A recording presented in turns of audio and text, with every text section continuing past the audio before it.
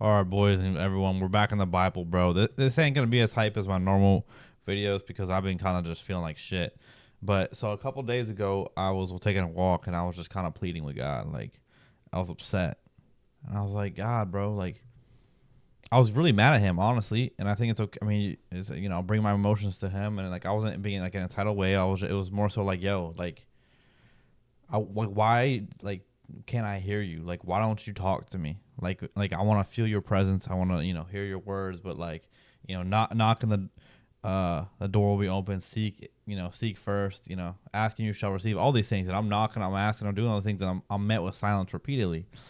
And I was like, God, like I just don't understand, right? Like what else is there for me to do? Like I'm surrendered to you, and I'm not saying like you should bow to every whim of mine, right? Like I clearly can see the ways in which in my literal life that you are working, in your invisible hand is on it. But sometimes I don't want the things. I just want you, right? Like I just want to feel your presence, right? And so I was like on this, and then I went on some bullshit tangent about money, like like I have all this abundance and I have all this stuff, but like in terms of financial abundance, I don't have that yet. I don't really understand. I don't really understand why. Like in my heart of hearts, that I've always just wanted to be a giver. There's nothing more in my life that I want than to be a giver. Whether it's help my dad retire, whether that's like bringing my friends on trips, or whether that's going into like underserved communities and just like paying off mortgages, right? Like whatever it is, like that's something I want to do. And so I was like, I don't understand. I see, like, no matter what I do, I can never get to this abundance of finances. Like I don't really understand, right? So I was going through all this and I was getting fucking pissed off. I'm like, dude, what the fuck? And so, and then on the end of the walk, I was like repenting. I was like, okay, God, like I'm sorry. Like I didn't mean to get mad, and I also apologize because like you've given me this abundance of time with this new job where like I have a lot more flexibility in my schedule and more hours of the day that I'm free and stuff like that, and then I can be home. And like I'm wasting that time. I'm just rotting in my phone, right? So you give me an abundance of time and I waste it. So what would happen if you gave me an abundance of wealth? Would I waste it? Whatever it is. And I was trying to figure it out. So I get inside, right? And I'm just like, fuck it. I'm still mad. Like, even though I repented, I'm still like just tilted out of my mind. And I'm like, okay. I open my Bible. I've set my table. I open up the Bible. And I'm just flipping through. Nothing. I'm like, I don't really want to read any of this shit, bro. Like, I was like, none of this is really hitting me. And then I accidentally flipped to the very back page, and I have a contemporary Bible, and the very back page is like called it's Bible reading plan. Like, it just says like, in the month of June, read these passages from these people, whatever. And for some reason, I flipped right to where it was talking about Psalms 119. So I was like, okay. So I'm like, let me go read Psalms 119. So let's just read let's just read it, right? This is how it starts. And for those of you who don't know, Psalms are just kind of like prayers, right? So it says, you are blessed when you stay on course, walking steadily on the road revealed by God. You are blessed when you follow his directions and doing your best to find him. That's right. You don't go off on your own. You walk straight along the road he set. You, God, prescribe the right way to live. Now you expect us to live it. Oh, that my steps might be steady, keeping to the course you set. Then I never have any regrets in comparing my life with your counsel. I thank you for speaking straight from your heart. I learned the pattern of your righteous ways. I'm going to do what you tell me to do. Don't ever walk off and leave me. So I read this and I'm like, I'm still mad because I'm like, that second line where it says, you're blessed when you follow his directions, doing your best to find him. Don't walk off on your own. Walk straight along the path he set. And I'm like, but that's my point. I wrote this. This is what I wrote. How do we know what the path is when God like refuses to talk to us? Like what are his directions if I've never heard from him? I continue to knock, I continue to seek, I continue to knock and nobody's home. I continue to seek, but there's no one there where I'm looking.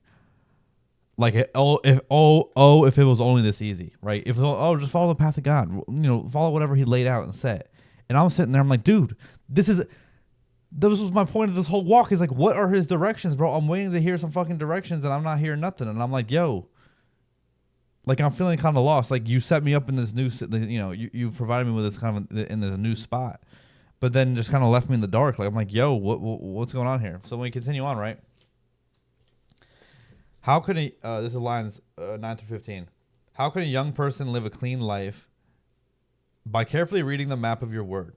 I'm single-minded in my pursuit of you. Don't let me miss the road signs you've posted. I've banked your promises in the vault of my heart so I won't send myself bankrupt. Be blessed, God. Train me in your ways of wise living. I'll transfer to my lips all the counsel that comes from your mouth. I delight far more in what you tell me about living than in gathering a pile of riches. I ponder every morsel of wisdom from you. I attentively watch how you've done it. I relish everything you've told me of life. I won't forget a word of it. Oh, okay. So I'm like, I'm single-minded in my pursuit of you. Okay. Um, and then when it talks about don't let me miss the road signs you posted, I'm like, I wrote, like, I clearly am missing the road signs he's posted, and I'm begging him to show me, and I'm like still missing them. I don't really understand what's going on. And the big part, which is I delight far more in what you tell me about living than in gambling, than in gathering a pile of riches.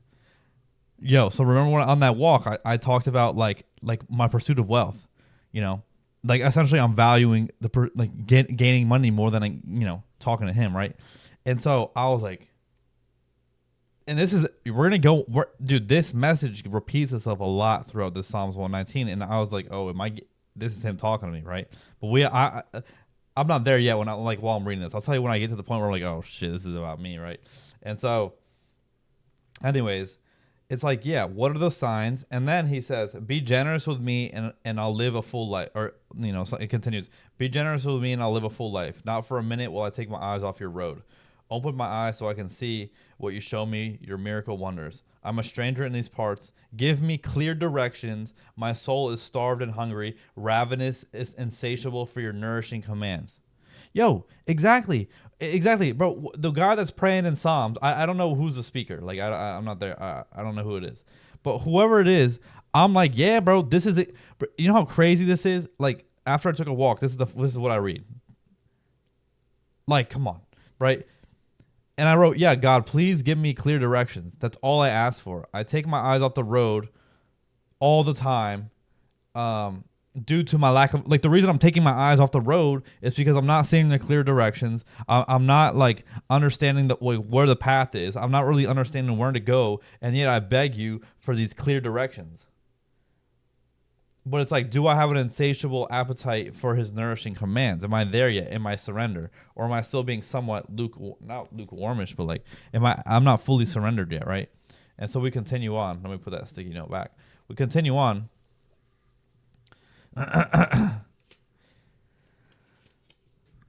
This is lines 25 through 32. I'm feeling terrible. I couldn't feel worse. Get me on my feet again. You promised me, remember? When I told my story, you responded, train me well in your deep wisdom. Help me understand these things inside and out so I can ponder your miracle wonders. My sad life's dilapidated, a falling down barn. Build me up again by your word. Barricade the road that goes nowhere. Grace me with your clear revelations. I choose the true road to somewhere. I post your road signs at every curve and corner. I grasp and cling to whatever you tell me. God, don't let me down. I'll run the course you lay out for me if you'll just show me how. Bro, like, dude, coming in after that walk and dude, it was insane reading this, right? And so, like, I wrote amen to all this. I will run the course you lay out for me as long as you show it to me. And it's like in this moment, like on that walk and during that day, I was feeling freaking awful. But and so it's like, I'm feeling awful. Like, bring me to my feet again. And also the most important things was barricade the road that goes nowhere. How many times have we all traveled the road that goes nowhere? I've traveled that road so many times. The road that goes nowhere is the road of sin, the road of the godlessness, or, and if you don't believe in, Jesus Christ, whatever, the road where essentially you're just choosing trauma responses over and over again. If you're a person in psychology, where you're just stuck in maladaptive behavior patterns, right? And so grace me with your clear revelation. Like, please, I'm begging you, please. Like, if you just show me your clear revelation, you give me clear directions, and you show me how, I will lay out my life. I will lay it down, right? And here we go again. So then, lines 33 through 40, I'm a God, teach me lessons for living so I can stay the course. Give me insight so I can do what you tell me. My whole life, one long obedient response. Guide me down the road of your commandments. I love traveling this freeway. And then listen to this. Give me an appetite for your words of wisdom and not for piling up loot. Like, whatever, call me crazy. When I come in from this walk, at this point, when I read that, I was like, oh, he's talking right to me. Like, he's literally saying, like, oh, I'll tell you later. But he's just saying, like, essentially pointing out to me that I'm valuing the loot. I'm valuing piling up the riches. I'm valuing that more than his wisdom, more than I'm not insatiable for him. I'm insatiable for still. I'm still, even though I'm further in my journey towards him and trying to build a relationship, I'm still insatiable for the things he can do for me rather than him himself. Okay. And I'm starting to understand this, right? And then there's heat over and over again. And then we're on, let's just go to 57 through 64. Because you have satisfied me, God, I promise to do everything you say. I beg you from the bottom of my heart, smile, be gracious to me just as you promised. When I took a long, careful look at your ways, I got my feet back on the trail you blazed. I was up at once, didn't drag my feet, and was quick to follow your commands. And so it's like essentially whenever you fall down, remember Jesus. If you remember Jesus, and you remember the ways of Jesus, or the way of God, you get back on your feet real quick and get on that trail of blaze, over and over again. I'm like, oh snap, bro! Psalms 119 goes hard, and then I'm skipping a lot, but I'm just pointing out the parts that really spoke to me. Lines 81 through 88. I'm homesick, longing for your salvation. I'm waiting for your words of hope. My eyes grow heavy, watching for some sign of your promise. Bro, this is right after he came out the walk, begging him to talk to me.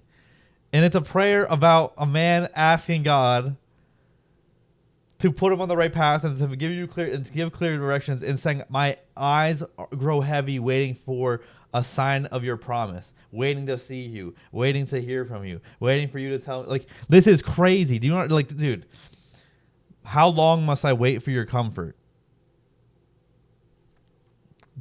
How long must I wait for your comfort? And on that walk, I said, how long must I wait until you communicate with me? How long must I stay in this silence? There's smoke in my eyes, they burn in water, but I keep a steady gaze on the instructions you post. How long do I have to put up with all this? How long till you haul my tormentors into court? The arrogant, godless try to throw me off track, ignorant as they are of God and his ways. Everything you command is a sure thing, but they harass me with lies. Help. Sorry. They pushed me and pushed. They've pushed and pushed. They never let up, but I haven't relaxed my grip on your counsel. And your great love revived me so I can alertly obey every word.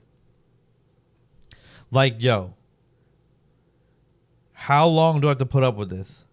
How long, right? Like, and all I wrote was, amen, help me now. That's what I wrote. And we continue on. Lines 87 through 104. Oh, how I love all you've revealed. I reverently ponder it all the day long. Your commands give me an edge on my enemies. They never become obsolete. I've become smarter than my teachers since I've pondered and absorbed your counsel. I've become wiser than the wise old sages simply by doing what you tell me. I watch my step, avoiding the ditches and ruts of evil so I can spend all of my time keeping your word. I never make a detour from the route you laid out. You give me such good directions. Your words are so choice, so tasty. I prefer them to the best home cooking. With all your instruction, I understand life. That's why I hate propaganda. It's like,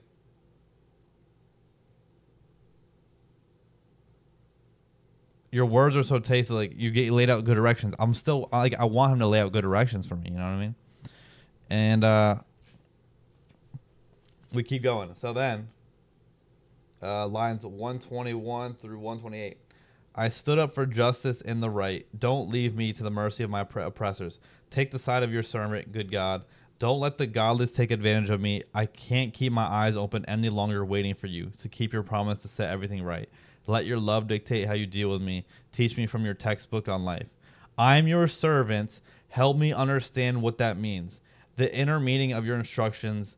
It's time to act. God, they've made shambles out of your revelation. Exactly. Like, I'm now coming into this stewardship, this servanthood, and I'm saying, I am your servant now. And yes, I'm still like not fully surrendered because clearly like I'm getting cooked for, by God for literally like still valuing other things besides himself. But I'm still trying to be a servant. And so it's like, help me understand what that means. Like, what does it mean to serve you? What does that actually mean? Let me get a little sip.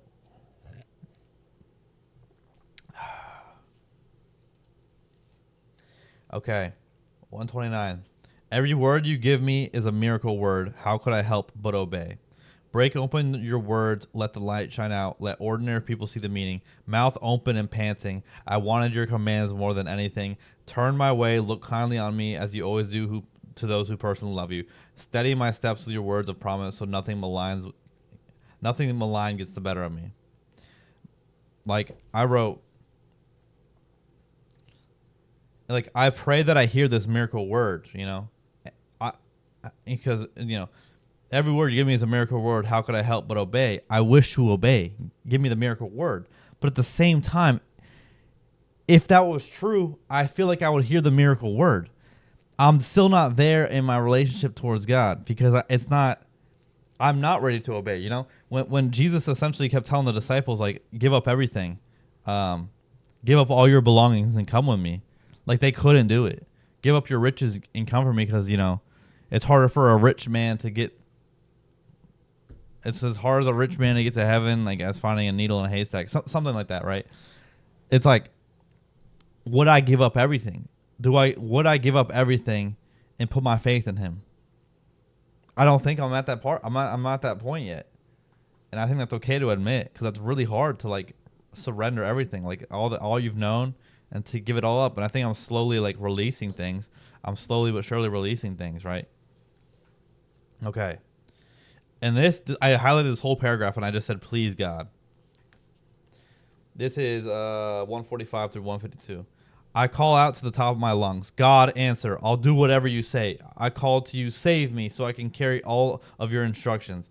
I was up before sunrise, crying for help, hoping for a word from you. I stayed awake all night, praying, pondering your promise. In your love, listen to me. In your justice, God, keep me alive. As those out to get me come closer and closer, they go farther and farther from the truth you reveal. But you are the closest of all to me. God, in all your judgments true. I've known all along from the evidence of your words that you meant them to last forever. Dude, that's me, bro. I was literally right before this on a walk, literally saying, God, please talk to me. I want to hear you. Answer me. I'll do whatever. Tell me what you want from me. Tell me. I just need command. I need you to say something to me. I need to feel your presence. I understand. I see the ways in which you're working in my life and the blessings you're giving me, but I just want to, put all the blessings aside. I just want to hear you. Like, right? And then in 161 through 169, there's just one line that says, I wait expectantly for your salvation. God, I do what you tell me. And I just underlined that, and I said, what do you tell me? What is it that you tell me? What is my assignment? What is it that you wish for me to do? Right? Let me cry, come right into your presence. Or let my cry come right into your presence, God. Provide me with the insight that only comes from your word. Right? I love it when you show yourself. Invigorate my soul so I can praise you well. And should I wander off like a lost sheep, seek me. I'll recognize the sound of your voice. And then I just highlighted it. I said, when will you show yourself to me? It's like, when will you reveal yourself to me? Because I think part of the issue when I was walking, my upsetness was like, you hear all these testimonies of people talking about, yeah. Like, I just begged God. I gave him an ultimatum, which I'm not going to give him an ultimatum because that guy's a great guy, right? But it was like, people just talking about their testimony of hearing the voice of God or feeling the Holy Spirit or seeing the light, whatever it is. And I'm like, God, please. Like, my life is my testimony for sure, but sometimes I just want to hear you, bro. Um, and the craziest part. So listen to this. So I think I missed a highlight on 2 or 3 different times where it once again was talking about like, you know, the money thing, like leaving the money behind, and not valuing wisdom over money. So after I read this, I go into bed and I'm scrolling on TikTok. One of the first videos I get is from this guy, and the first thing he says is, "God's not going to give you what you want because if he gave you that thing, you would no longer need God. You would no longer speak to God." And I just put my phone down and I was like, and then I went back and took a second walk, just thinking about all this stuff, the Psalms 119 and that thing, because essentially what was being said was like, I ask God a lot for financial abundance. If He gave it to me, would I speak to Him anymore? Or because I asked for it rather than asking for His wisdom, and because I value it so much. And yeah, I think what scares me most is like me not becoming wealthy. It very much scares me because like it's something that I've always dreamed about. It's something that I've always wanted. It's essentially escaping the 9 to 5. It's something I've always like from a very young age. Just like, this is what I gotta do, right? And if that didn't come to fruition, I'd be scared. But the reason I think it would come to me through surrendering to God, right? But I'm valuing it more than that. And so it's like if he gave me all of that now, before I built a relationship with Him, before I understood that He's all I need, and the abundance came after that. If I force it now, and He gave it to me now, I would not talk to Him, or it would be a very long time before I came back to Him, because I would just be I would just I would essentially fuck off, right? Like I feel like I was granted and blessed with this abundance of time because I conquered some other sins that I will not speak about. Because if I did not conquer those sins and I had this abundance of time, I would be using this abundance of time to do nothing but that thing. And so when I let go of that thing, I was granted this, right? And so it's like, in the same way, it's like when I let go of my fixation on the money and my fixation on finances and this deep rooted need to like feel valuable through finances. When I let go of that and just trust God that He will put me in a position He will put me in a position to provide for everyone in my life, and I put faith in Him and I surrender that, and I seek His knowledge more than it's like I'm seeking, and right now it's like I feel like I'm seeking His knowledge to get wealthy, rather than I'm seeking His knowledge for the sake of seeking His knowledge because I want to get to know Him, and like all forms of abundance will come after that. Seek first the kingdom of God, and all things will be added unto you, right? Like, and I'm going about it the wrong way. And clearly, like, I feel like by reading Psalms 119, He was kind of communicating with me, like, yeah, bro, I'm staying silent. Like, yeah, I am staying silent. You keep asking for me. I'm gonna stay silent. You just stay on my path, but you don't know what my path is, right? But you do know what my path is slightly. Just keep seeking me. That's the path I ask for you to be on right now. Just seek me. And all that shit about money, you gotta seek me more. You gotta want to seek me and value my word and my wisdom and a relationship with me more than you value anything else, especially riches. And so yeah, bro, it was a beautiful thing. It was a beautiful thing. Other than that, I have a sore throat. I'm getting sick. But anyways, guys, girls, gays, queers, they, them, these are everyone. Have a blessed rest of your Wednesday night. I'll catch you guys on a beautiful Thursday. And yeah, toodaloo.